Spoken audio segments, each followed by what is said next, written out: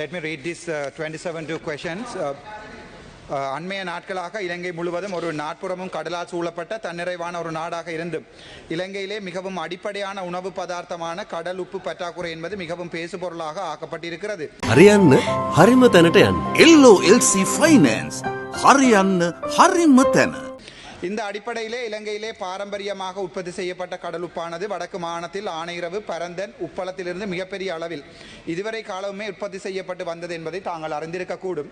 அந்த அடிப்படையில் அண்மையில் மக்களால் ஊழலுக்கு எதிரானவர்கள் என்று நம்பப்படுத்தப்பட்டு ஆட்சிக்கு வந்த தங்களுடைய முக்கியமாக பாராளுமன்ற உறுப்பினர்கள், தெற்கிலிருந்து வந்த உங்களுடைய அரசாங்கத்தின் பாராளுமன்ற அமைச்சர்கள் மற்றும் உறுப்பினர்கள் இலங்கையிலிருந்து வெளிநாடுகளுக்கு பரந்தன் உப்பளத்திலே உப்பினை உற்பத்தி செய்து ஏற்றுமதி செய்ய போவதாக அண்மைய காலங்களில் தெரிவித்திருந்தது குறிப்பிடத்தக்கது.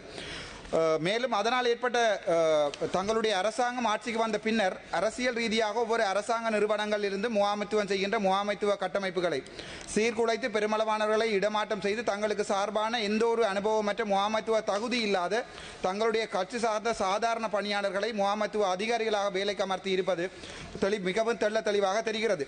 அதனால் ஏற்பட்ட தொழிலாளர் போராட்டம் இப்போது 6வது நாட்கள், நான் நினைக்கிறேன் இப்போது 12வது நாட்களாக பரந்தன் உப்பளத்திலே நடைபெற்றுக் கொண்டிருக்கிறது என்பதை பொதுமக்களுக்கு தெரிவிக்க வேண்டிய கடமைக்கு உள்ளாகி இருக்கிறேன்.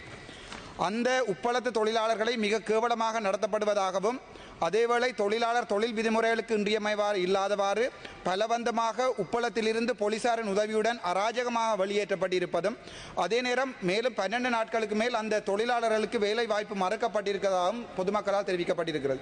கைத்தொழில் மற்றும் தொழில் முயற்சி ஆண்மை அமைச்சர் என்ற ரீதியில் தங்களால் பின்வரும் விடயங்களை தெளிவுபடுத்த முடியுமா என்பதை தயவு செய்து இந்த மேலான சபைக்கு தெளிவுபடுத்தவும்.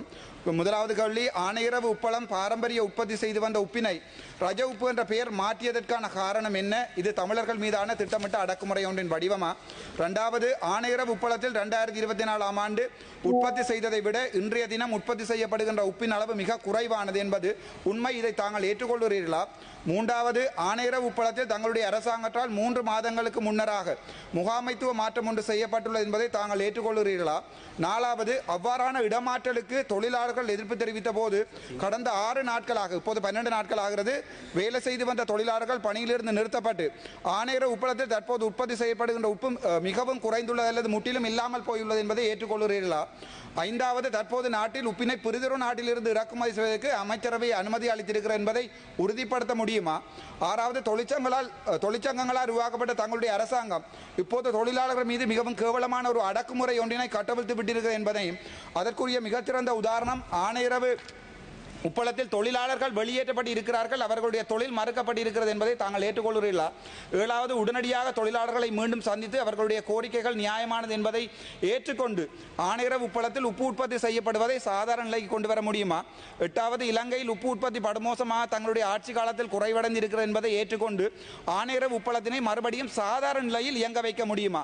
அங்கே வேலை செய்கின்ற தொழிலாளர்களை மரியாதையுடன் நடத்துகின்ற அதேவேளை அடிப்படையான வசதிகளை தங்களால் ஏற்படுத்தி கொடுக்க முடியுமா என்று மட்டுமே கேட்கிறேன். நன்றி. இன்சுரன்ஸ் அந்த தீங்கு விளைவிக்கும் பாக்டீரியாக்களை ஒழிக்கும் என மருத்துவ மற்றும் விஞ்ஞான ரீதியாக உறுதிப்படுத்தப்பட்டுள்ளது.